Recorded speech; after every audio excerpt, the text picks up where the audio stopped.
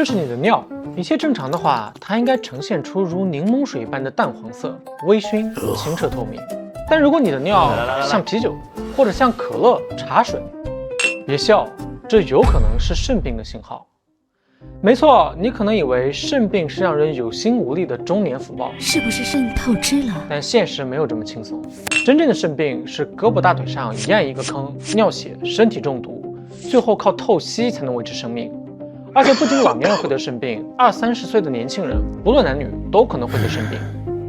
更要命的是，肾是非常沉默的器官，等你发现它撑不住的时候，可能已经救不回来了。那肾为什么会出问题？怎么才能发现肾脏的求救信号呢？你的肾脏大约是拳头大小，在靠近背部的肋骨下方，它和雄风其实关系不大，很多问题不该让肾来背锅。肾脏真正的功能是身体里的高端净水器。肾脏包含许多个用于过滤的肾单位，其中的肾小球是一个个带孔的微细血管簇。当血流流进这里时，它们就会按需截留水和蛋白质等有用的物质，排出废物。你的2颗肾一共有大约200万个肾单位，每天能生成并处理大约200升原尿，大部分被肾小管高效重吸收后，最后排出1到2升的尿液。那如果这200万个肾单位里坏了10万个，会怎样呢？不会怎样，就跟大部分公司一样，让剩下的95%加个班就行了嘛。就算裁员50%，拿掉1个肾，剩下的1个肾也能硬撑。这就是为什么肾脏被称为沉默的器官。早期的肾损伤往往没有任何症状，而等到出现疲劳、食欲减退、皮肤瘙痒、尿出啤酒、可乐等明显症状时，往往提示肾功能已经受到了严重影响，有用的物质回收不了，废物排不出去。所以肾是怎么一步步被透支的呢？其实大部分情况下都不是他自己的锅，而是给高血压和糖尿病等其他疾病背锅。长期高血压会持续冲击肾脏的毛细血管，导致过滤网眼逐渐被破坏，而高血糖导致的炎症反应以及各种代谢废物也会日积月累地侵蚀肾脏。由高血压、糖尿病等导致的肾病叫继发性肾病，占到慢性肾病的2/3左右。但剩下的1/3就是肾自己出了问题。其中最常见的是 IgA 肾病，它是全球发病率最高的原发性肾小球疾病，而且特别偏爱亚洲，发病率远高于欧美。IgA 是指免疫球蛋白 A， 所有人的身体里都有它。它相当于你体内的保安，能在唾液、鼻涕、肠液等地方把细菌、病毒黏住，不让它们进到身体里。但由于基因等原因，一些人的身体里会产生一种结构异常的 IgA， 半乳糖缺陷 IgA1。这种内鬼保安会和其他自身的抗体粘在一起，包裹成超大的垃圾球。当这些垃圾球顺着血液流到肾脏时，因为体积太大，会卡到肾小球的细膜上，沉积在肾脏里。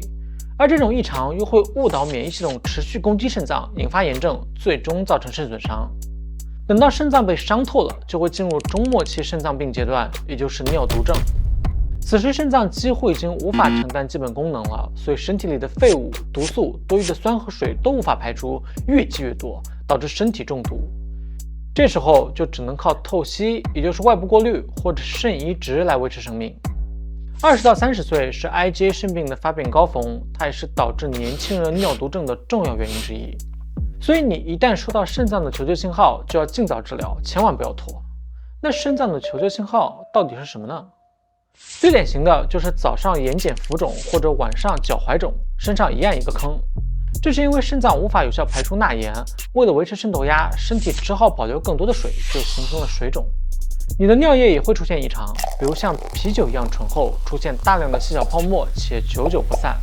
这是因为尿液中出现了蛋白质，改变了它的表面张力，而正常的肾小球是不会把蛋白质这种好东西漏出去的。为了吸收蛋白质，肾小管拼命地想把它们重新吸收回去，更加过劳。而这些蛋白质本身对肾小管细胞也有生物毒性，这就导致了恶性循环。所以一旦出现蛋白尿，需要尽早就医评估和控制。除了蛋白尿，你还可能尿出了可乐或者酱油或者茶，这些都可能是尿血。正常情况下，个头很大的红细胞也不会成为漏网之鱼。如果尿液都被染深了，那就说明肾小球的损伤已经比较严重了。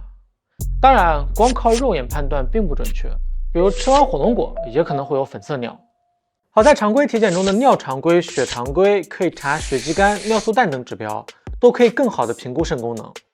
而如果要确认是不是 IgA 肾病，就必须去医院做肾穿刺活检，医生会取一小块肾组织，在显微镜下观察到底有没有 IgA 免疫复合物沉积，才能做出诊断。希望大家都是虚惊一场。至于肾病的预防方式，倒也没什么特别的。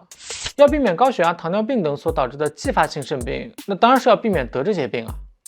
但如果是像 IgA 肾病这种原发性肾小球疾病的话，它发不发病确实不是你能控制的，但是它的进展是可以控制的，所以不要恐慌啊。